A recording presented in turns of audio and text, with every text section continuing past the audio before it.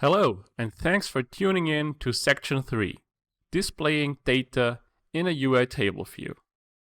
In this section, we will understand the UITableView concept, we will learn about how and when to use this view, then we're going to build our data model from a so-called JSON file, and we will work with delegate and data sources, and last but not least, we will learn about how to avoid common mistakes, which will save you probably a couple of hours when developing your first UITableView.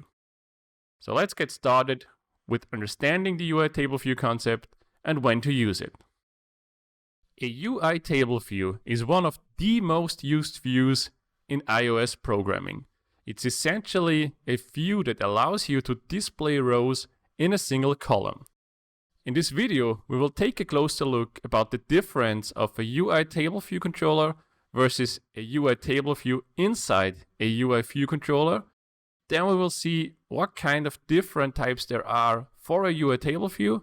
And at the last, we will learn about the concept of prototype cells and how to use them. So let's see it in real life. The last time we've already set up our recipes list view controller. It consists of a segmented control at the top that allows us to filter our data later on, and of course the table view itself. So let's bring up a UITableView controller to see the difference. We click on the plus and are searching for the UITableView controller and drag it into the storyboard. And now we have them next to each other.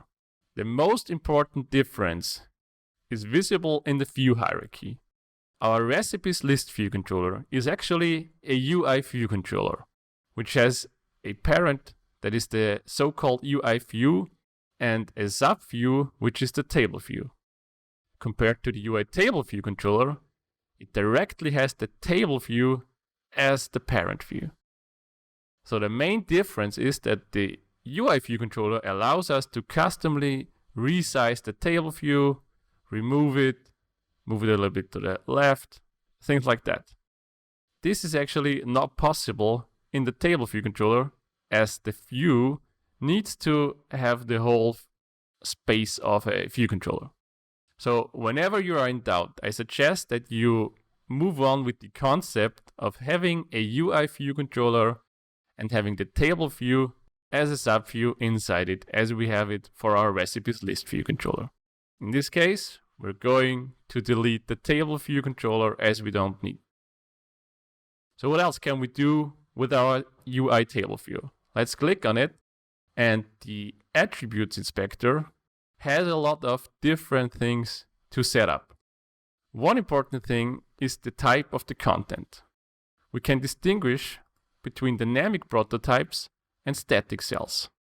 Static cells are essentially for whenever the content of the table view does not change. Let's imagine you have a setting screen. You could actually set everything up without having to change it dynamically. In our case, we want to have dynamic prototypes because our burgers are not static. We want to add burgers to our menu. We want to remove them. We want to display more or less of them. So this is a dynamic data type. We can also change the style of the table view. There is a plain and the grouped, for example. The grouped reminds us of the settings app, for example, in iOS. It has a section header and then there are cells. The cells itself, they also come with a style. We can use, for example, the custom style that allows us to freely design the cell on our own. But there are also some predefined ones, like the basic, which consists just of a title. Then there's the right detail, a left detail, which has an image view on the left, which we cannot see because there's no image set yet. And then there's the subtitle. In our case, we want to have the style left detail, as we want to display the image of the burger on the left side and then give it a title and some detailed information. We can remove the other two prototype cells, as we're only going to design one prototype cell for now. So click on it and then just hit the delete key. We can also change back the style of the table view to just a plain style. one of the most important things of a prototype cell is to set a reuse identifier. This is helpful for iOS to reuse our cell. So let's imagine we have 20 cells or 20 burgers in our list, then this cell would be reused 20 times instead of creating actually 20 cells on its own. So let's give it a name and call it burger cell. We will learn later on why we need this identifier and why it's so important. For now,